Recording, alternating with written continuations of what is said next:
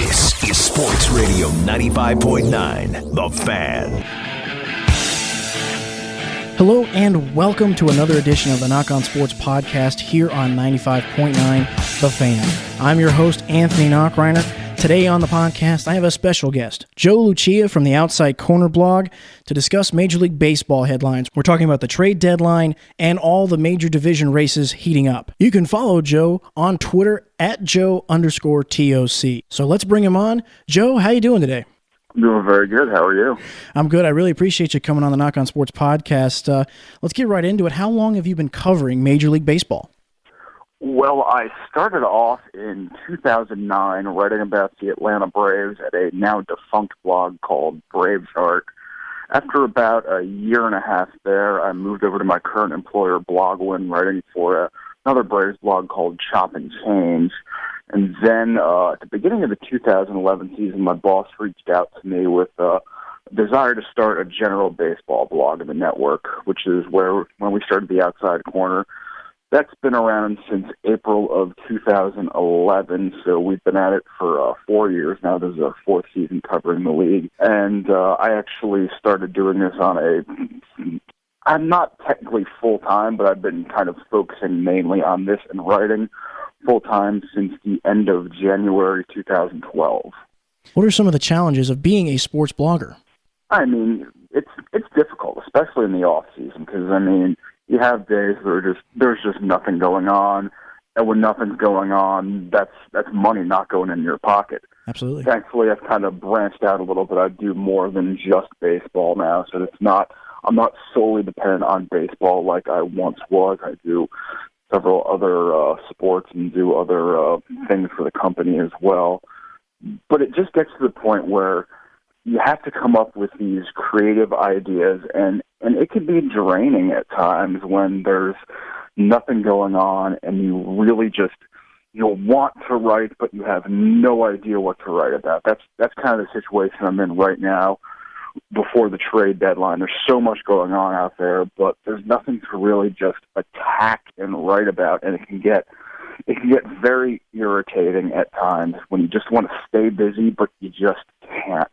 And the thing about baseball is that it really is a year-round sport. There's no dead time. The season is a long 6-month drag. There's spring training, which is a good 6 to 8 weeks. And then the hot stove season, which it's not like the other sports. Like the NBA, the hot stove season lasts for, a week or two? Oh, yeah. And with hockey. And there's no downtime. Things can pop up on a moment's notice, and you can be absolutely flooded, and you just get no downtime. It can get very frustrating. Joe, what was the process of getting the Outside Corner blog started? Well, we started it before the 2011 season, and the process to actually get the blog off the ground, it didn't take as long as I expected. Maybe 2 to 4 weeks in total before we were up and running. I got an email from my boss one night as I was laying in a hotel room in Florida at spring training. Got an email from my boss just kind of outlining what they wanted to do and if I'd be interested. And I just jumped in feet first. We just started going from there, forming a staff, getting a name, thinking of a strategy, and in the 3-4 years that we've been running this site, it really has changed a lot. We have some extremely talented writers on staff.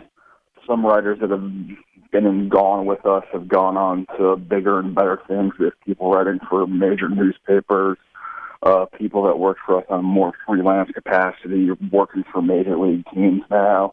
There are things that have just come out of nowhere that I never expected. I never expected the site to become what it has now, and I'm really thankful for that.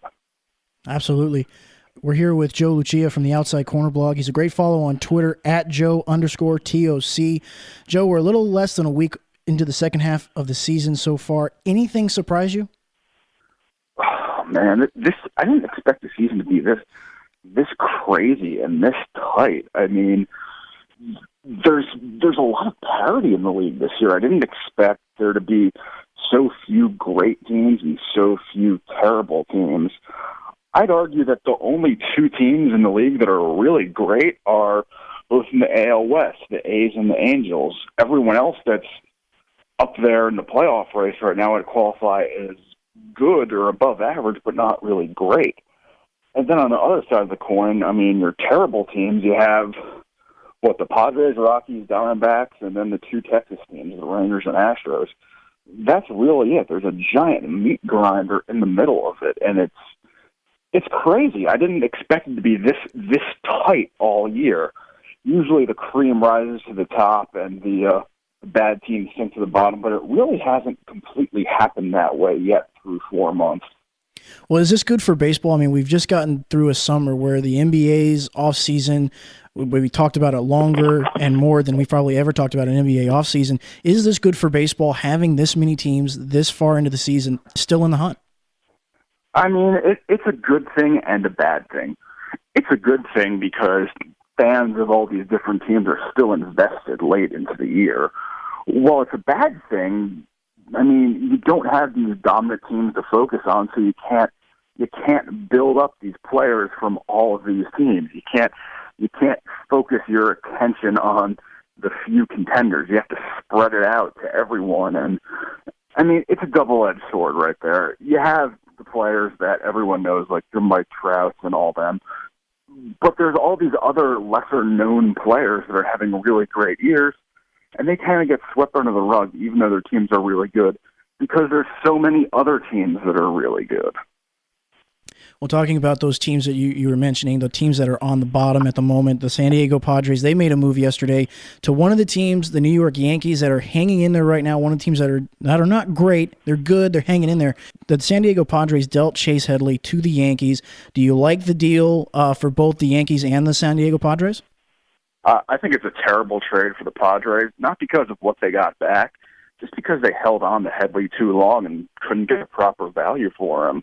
I mean, this is a guy who was top 5 in the MVP race in the National League 2 years ago, and now he gets traded to the Yankees for what is essentially a bucket of balls.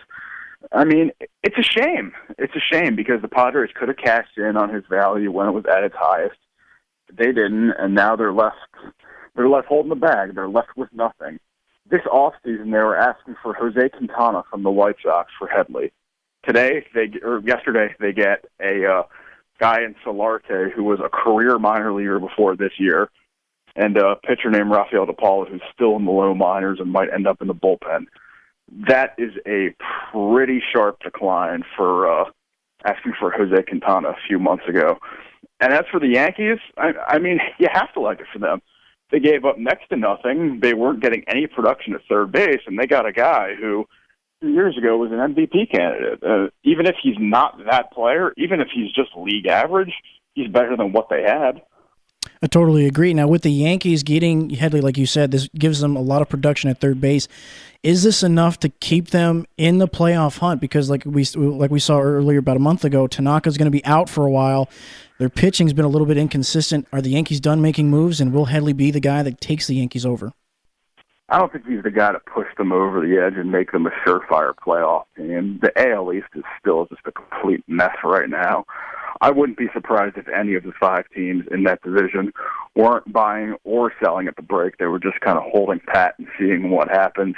The Yankees obviously still need some help. They've obviously improved themselves right now with Headley and earlier in the offseason when they picked up Brandon McCarthy, both moves I really loved for them, but they're still not the favorite, even with Headley in the fold. But, I mean, they're in the hunt, and that's really all you can ask for. We're here with Joe Lucia from the Outside Corner blog. You can follow him on Twitter at Joe_TOC. David Price for the Rays. He's been pitching phenomenal. Everyone's been talking about whether the Rays are going to keep him and let the season play out because they've been playing so well now. Do you see David Price being shipped out within the week, or will the Rays stick with him? I don't think he gets moved this year. If he does, it'll be in the off season, as we've talked about year after year. He'll get moved in the off season.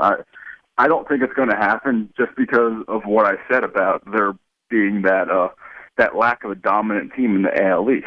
Sure, the Orioles are in first place right now, but the Orioles aren't unbeatable. They're not up top with a 600 win percentage like the A's out in the AL West. They're a good team. They're not a great team.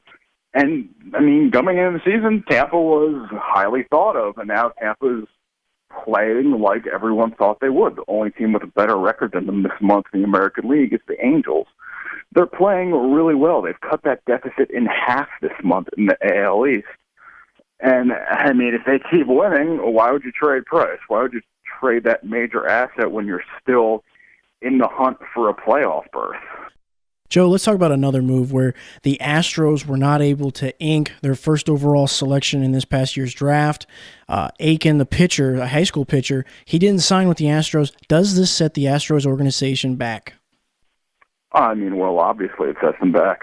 When you lose the number one overall pick in the draft, that's a huge blow for them. They also lost a fifth-rounder named Jacob Nix, who they had an agreement verbally agreed to with him based on signing Aiken. They were going to use the savings to sign him. Because they didn't sign Aiken, they couldn't sign Nix, and it turned into a giant mess there. That's two arms that organization could have really used and nurtured going forth. That they're not going to be there now. They're not going to have them for the future. And yeah, they got the number 2 overall pick next year, and they'll probably end up with 2 top 5 picks in the draft, but that's one more year that you have to develop these guys. If they had Aiken, they would have been able to develop him for the last 2 months of this season, and then going into next year, they would have had him ready to roll going into the draft. Everything would be fine. They don't have him now. That's a high upside arm that's just gone for their organization, and it stinks for them, but that's how these things happen sometimes. How much more rope, the front office, how much more rope are they going to be able to get, considering the fact that they've been losing, they've been at the bottom for the last 2 or 3 years. They were already on a downward trend, but how much rope does that front office get for the coming years before they need to really start producing? I mean, well, look at it this way. If the ownership group cuts bait on this front office right now, what are they left with? They'd have to install an entire new front office that has their own ideas and own ways to go about things. And the last 3 or 4 years would have just been a sunk cost, an absolute waste of time. It'd be ridiculous to just cut bait on them now. I'd say another 2 years or so, by the 2017 season, I don't think Houston needs to win the World Series like Sports Illustrated said in 2017. They have to be at least sniffing 500 and showing some size of improvement. If they don't do that by 2017, there needs to be some kind of massive changes down there. And even though it'll have rendered all those years useless and all that time spent rebuilding and crafting the process and all of that, even though it'll all be for naught, I don't know if you can keep going like that 3 more years into the future. It's got to be really tough on the Astros fans to really have to try and sit and wait this process out, trying to wait for their organization to start turning it around and start winning ball games. But let's move on. Do you see any more big blockbuster trades? Man, I don't know because of the way the league is set up right now with so few teams that are truly out of it and truly terrible. I don't think there's going to be that huge blockbuster type deal. I think someone like Marlon Byrd or Antonio Bastardo, they'll get moved easily. Maybe Joaquin Benoit. But if you're looking at a guy like Cliff Lee or Cole Hamels getting traded, I don't think that's going to happen. I think it's going to be a lot like last year's trade deadline, which was kind of low key. Not a lot of huge names getting moved, and you got like Bud Norris and Scott Feldman getting traded, but really that's about it. I don't think there's going to be a bigger name than Jeff Samardzija traded at the deadline this year. He's already been moved. Jason Hamels already been moved.